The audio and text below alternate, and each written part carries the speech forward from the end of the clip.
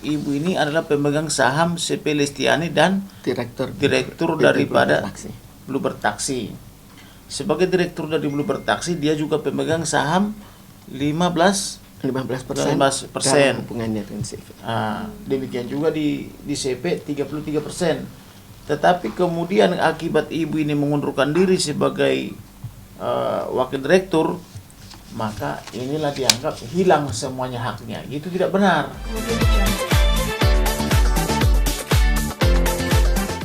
Lalu ada peraturan-peraturan lain yang jelas mereka menyimpang.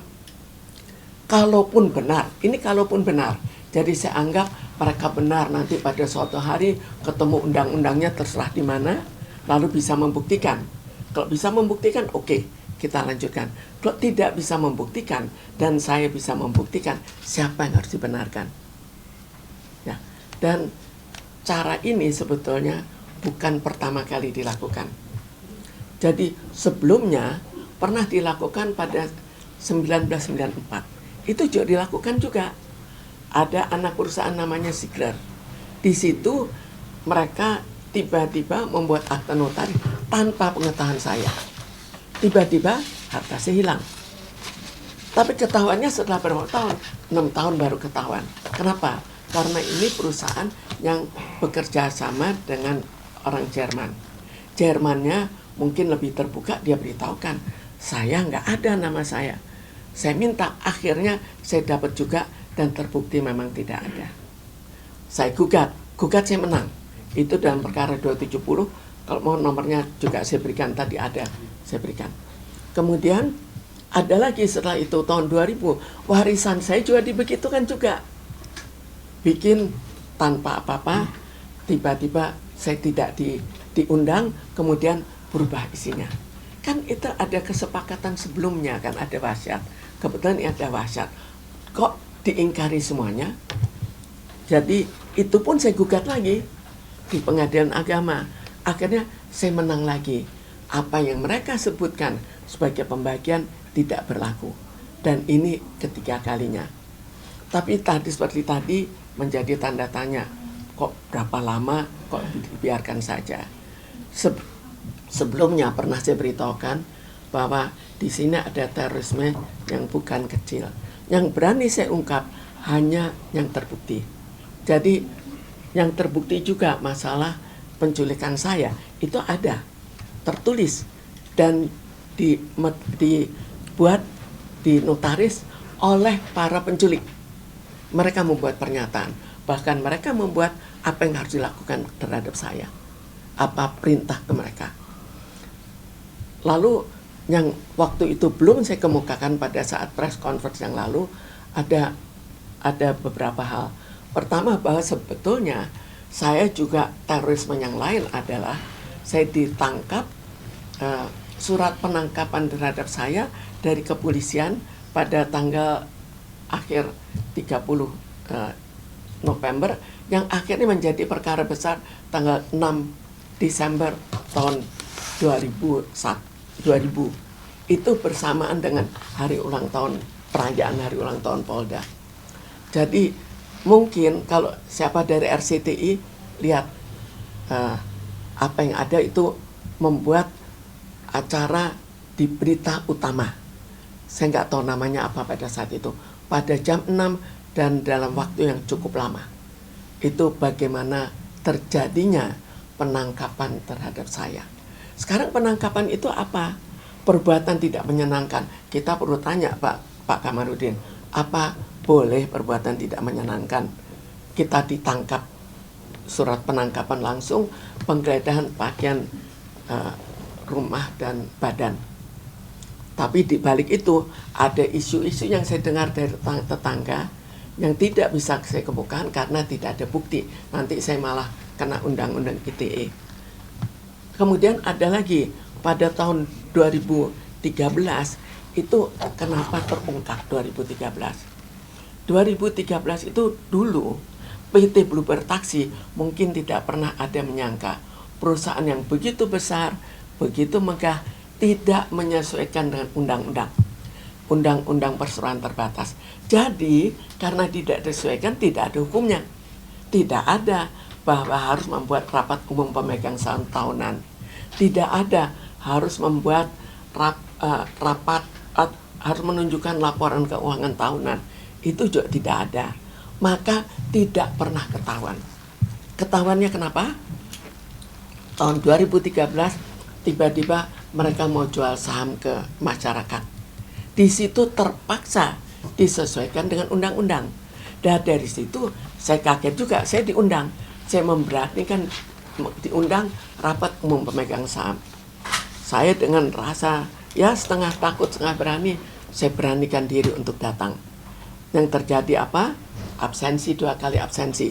Mereka paksakan saya absensi, tapi memang absensi hadir. Tapi mungkin yang keduanya mereka rubah, nggak tahu juga. Tapi yang jelas absensi itu ada. Tapi yang terjadi apa? Saya disekap di ruang gelap. Di ruang yang sangat gelap, disekap di situ. Saya punya buktinya lagi. Jadi bisa bayangkan apakah saya sebagai seorang wanita yang menghadapi semua itu seorang diri, apakah ada rasa takut atau tidak? Walaupun saya tetap memberanikan diri. Lalu jadi bisa dibayangkan sampai 2013 karena tidak ada data, maka saya tidak bisa menggugat. Nggak tahu kok. Seandainya tidak menjual saham ke masyarakat, mungkin sampai 100 tahun pun tidak akan terdeteksi.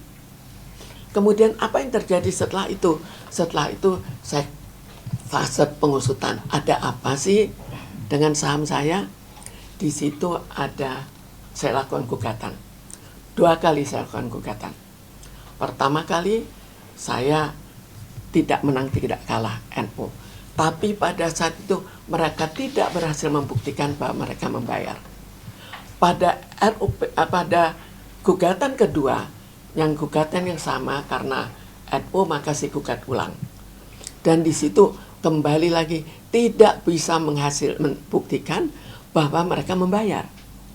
Padahal di situ sudah dimanipulasikan bahwa keluar sebagai pengurus juga keluar sebagai pemegang saham atau sebagai pemilik aset. Jadi itu yang sebetulnya terjadi. Jadi bisa bayangkan terorisme yang terjadi itu bukan hanya fisik, bukan hanya harta, tapi kedua-duanya. Dan sebagian tetap ada yang sangat krusial, tapi tidak bisa saya kemukakan. Karena apa? Tidak ada bukti, saya kena undang-undang ITE. Itu. Jadi sebetulnya dari kejadian yang bisa saya buktikan saja, masa bisa dibuktikan, mungkin nggak kejadian itu saja yang ada? Atau memang ada kejadian-kejadian lain? Ya, untuk itu akhirnya setelah kedua saya berhenti sejenak, kemudian bukan berhenti tapi mencari pengacara. Saya tunggu sampai ada pengacara yang bisa saya percaya, yang cukup gigih dalam membantu saya, tapi yang paling penting yang dapat dipercaya. Itu yang saya cari. Dan akhirnya saya dapatkan Pak Kamarudin. Itu pun saya tunggu lagi karena jangan dalam kesibukan luar biasa saya masuk. Jadi konsentrasinya terbelah.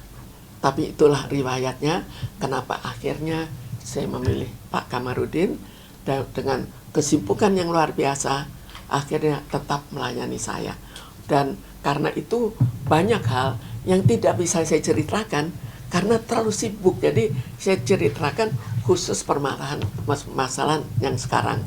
Yang permasalahan sebelumnya tidak, ya mungkin sangat sepintas selalu saya beritahukan. Tapi tidak secara detail yang sepertinya saya beritahukan sekarang. Ya. Bang, mungkin dari jawaban dari pihak lawyer sebelah itu apakah di situ kan tadi dibilang sudah dibayar sempurna gitu. Diselesaikan. Oke. Okay. Disebutkan nggak Bang berapa nominalnya? Nggak. Yang itu tidak ada disebutkan. Kalau untuk kerugian sendiri sampai berapa triliun atau miliaran? Kan konversi aset ya, sama. Coba dibaca. Ini di poin kedua ya, surat Ini satu yang di bold itu. surat nomor 154 ya, lebih Segani Suruwijoyo, bahwa segala sesuatu sehubungan dengan hal-hal sebagaimana dinyatakan pada butir 1 di atas, termaksud sanggahan klien rekan yang menyatakan belum pernah menerima pembayaran haknya sebesar 33,33% atas aset CV Lestiani dari almarhum Chandra Soeharto dan saudara Dr. Purnomo Prawiro, klien rekan Mintarsi, sebelumnya telah mengajukan upaya hukum yang semuanya telah mempunyai putusan yang telah berkekuatan hukum tetap inkrah van geus, sehingga segala sesuatu sehubungan dengan hal-hal tersebut secara hukum telah diputus secara final, mengikat, tuntas, dan sempurna. Hanya itu aja. Hanya itu aja, tidak disebutkan. Iya. Nah, untuk itu kapan pembayaran itu? Kami kan Ya. penasihat hukum yang baru nih. Hmm. Kapan dibayar? Itu kan dengan cara apa dibayar?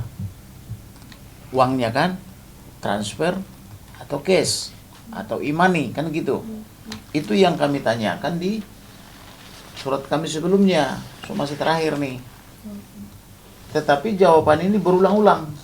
Ini juga jawaban dari suratnya sebelumnya. Nah, sedangkan notaris ini mengirim surat ke sini, coba dibacakan dulu. Ya, surat keterangan Bekasi 27 Mei 2023. Saya Ferdinand K. Makahanap SH SPN selaku notaris di Bekasi menyatakan hubungan akta saya notaris tanggal 21 November 2001 nomor 5 tentang perubahan CP Lestiani berkedudukan di Jakarta, di mana para persero CP Lestiani yaitu Dr. Chandra Soeharto dan Dr. Purnomo Prawiro yang hadir saat itu tidak pernah menyerahkan surat tanggal 10 Oktober 2021 dari Mintarsi Abdul Latif alias Dr. Mintarsi Lestiani yang ditujukan kepada persero CV Lestiani. Ini yang dimaksud adalah surat pengunduran diri sebagai pengurus. Ya, terus Kalau ada di situ, itu pasti dimasukkan. Ya, oke. Yaitu Dr. Chandra Soeharto dan Dr. Purnomo Prawiro yang berisi tentang penegasan di mana Dr. Mintarsi tidak lagi sebagai pengurus persero, namun sebagai persero komanditer. Ini maksudnya adalah tetap sebagai persero komanditer. persero komanditer yang seharusnya tetap memiliki saham sebesar 33,3%.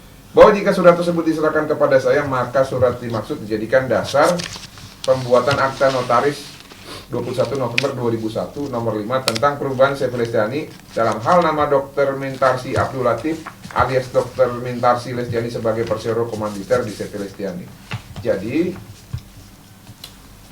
ada etika tidak baik yang dilakukan oleh kedua orang yang disebutkan dalam surat ini dengan tidak menaruh ataupun mensubmit dokumen yang sebenarnya, sehingga terjadi pengkondisian hilangnya aset ataupun saham dari PT CP Lestiani pada saat dialihkan menjadi CP Lestiani menjadi PT CP Lestiani.